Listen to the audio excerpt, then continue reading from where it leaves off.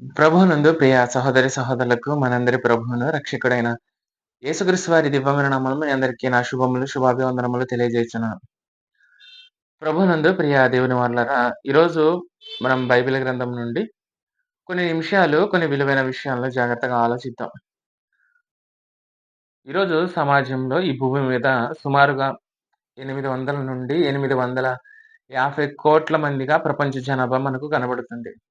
ఈ 850 కోట్ల మందిగా కనబడుతున్న ఈ ప్రపంచ జనాభాను మనం ఒకసారి ఆలోచించినట్లయితే, ఉదయం లేచింది మొదలుకొని సాయంత్రం నిద్రపోయేదాకా అందరూ ఏదో ఒక విధంగా, ఏదో ఒక పనిలో పరిగెడతా మనకు కనబడతా ఉంటారు. అందులో కొంతమందైతే ఈ లోకంలో ఏదో సాధించాలి, ఏదో సంపాదించాలనే ఉద్దేశ్యంతో పరిగెట్టేవారు మనకు కనబడతారు. అలానే ఇంకొంతమంది ఈ లోకంలో ఆస్తిపాస్తులు సంపాదించుకోవాలని, తమ వెంట రాని ఆస్తిపాస్తులను సంపాదించుకోవాలన్న ఉద్దేశ్యంతో పరిగెత్తే వాళ్ళు మనకు కనబడతా ఉంటారు. ఇలా ఆలోచించుకుంటూ పోతే ఒక్కొక్కరు ఒక్కొక్క విధంగా ఒక్కొక్క దాని వెంట పరిగెడుతూ మనకు కనబడతా ఉంటారు. అయితే బైబిల్‌లో కొంతమంది వేటి కోసం పరిగెడుతున్నారో మనం ఒకసారి బైబిల్‌లోకి వెళ్లి చూడగలిగినట్లయితే సామెతల గ్రంథము మొదటి అధ్యాయము 16వ వచనాన్ని ఈ సమయంలో మనం చూద్దాము. కీడు చేయుటకు వారి పాదములు పరుగులెత్తును, నరహత్య చేయుటకై వారు త్వరపడుచు త్వరపడుచుందురు. ఇక్కడ కొంతమంది కనబడుతున్నారు. వారి పరుగు దేని కొరకంటే, వారి పాదములు దేని కొరకు పరిగెడతాయంటే, ఎదుటి వ్యక్తికి కీడు చేయాలి. ఎదుటి వ్యక్తిని ఎలాగైనా సరే పాడు చేయాలనే ఉద్దేశ్యంతో పరిగెడతా ఉంటారాళ్ళు.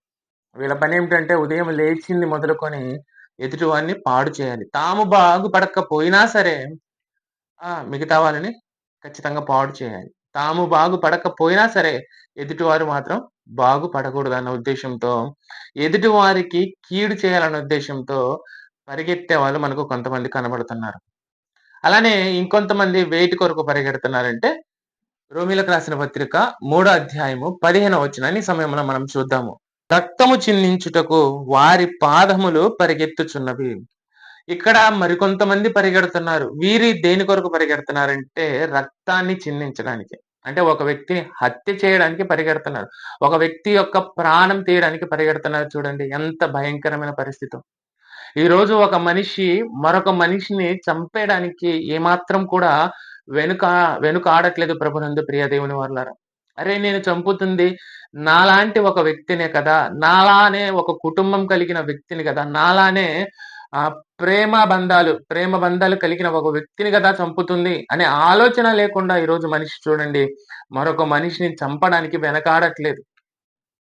చాలా తేలికగా ఒక కోడినో, మేకనో చంపేసినట్టుగా ఈరోజు మనుషులు మరొక మనిషి యొక్క ప్రాణం తీయడానికి ఏమాత్రం కూడా వెనకాడట్లేదు ప్రభునందు ప్రియ దేవుని వల్ల. ఇది నిజంగా చాలా బాధను కలిగించే విషయం.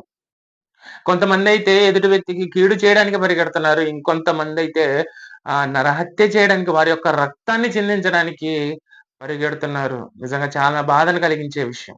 ఇంకొంతమంది దేని కొరకు పరిగెడుతున్నారో ఆ వచనాన్ని కూడా మనం చూద్దాం ఒకసారి. యెషయా గ్రంథము 59వ అధ్యాయము 7వ వచనాన్ని మనం చూడగలిగినట్లయితే, వారి కాలు పాపము చేయ పరిగెత్తుచున్నవి, నిరపరాధులను చంపుటకు అవి త్వరపడును.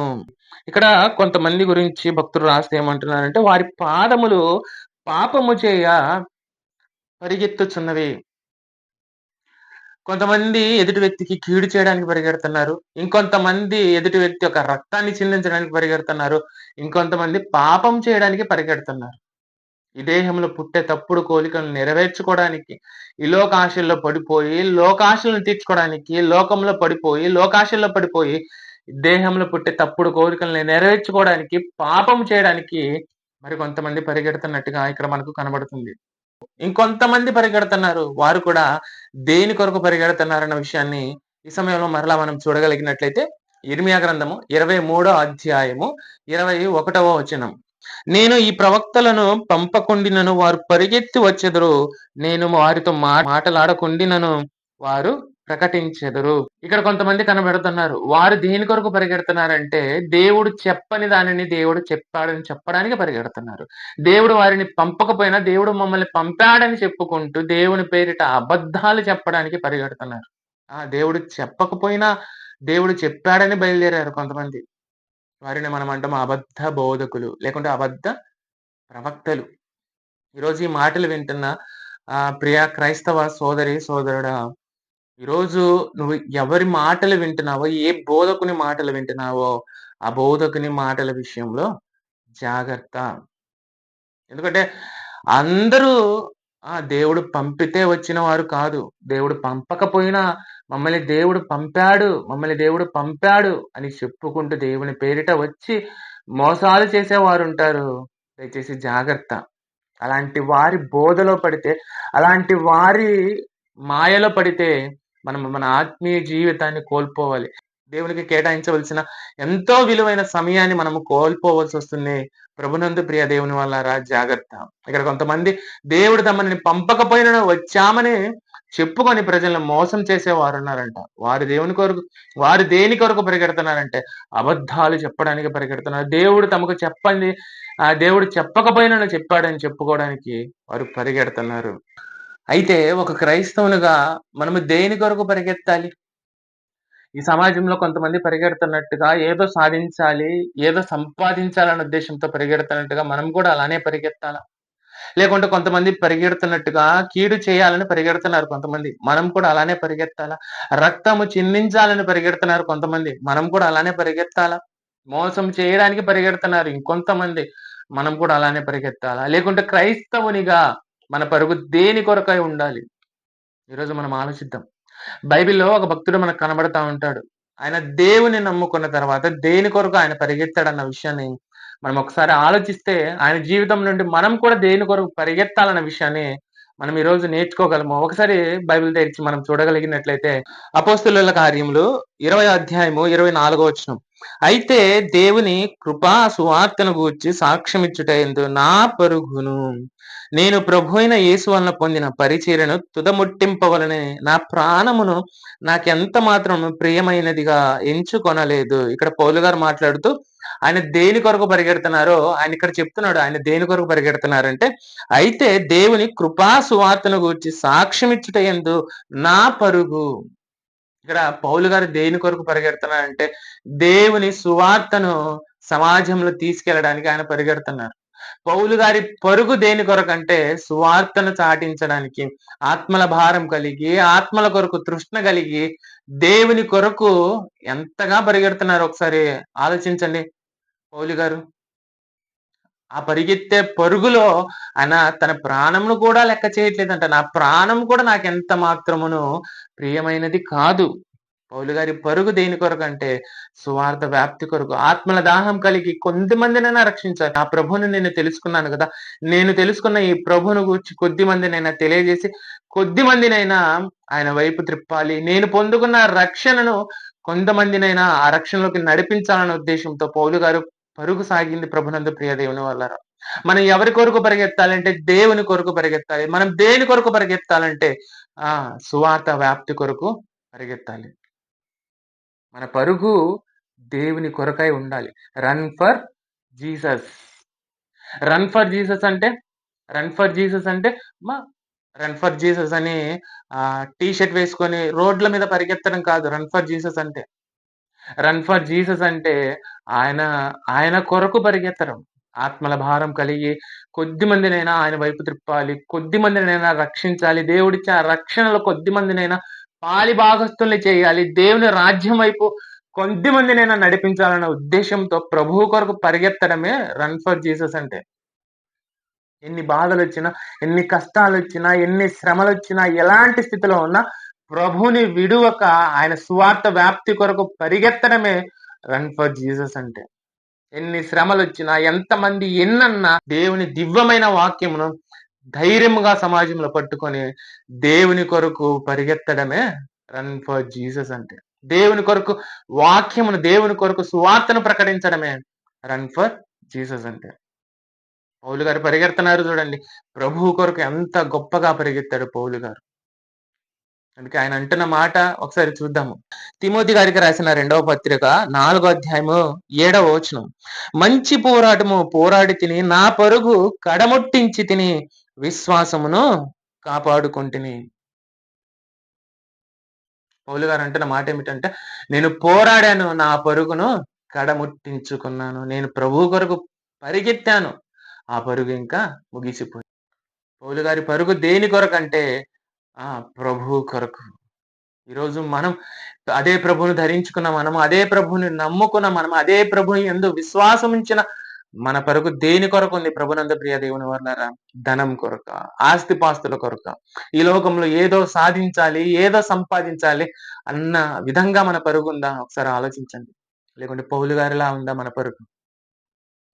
బైబిల్‌లో ఒక వ్యక్తి కూడా పరిగెత్తాడు. గెహాజీ దేని కొరకు? బహుమానం కొరకు.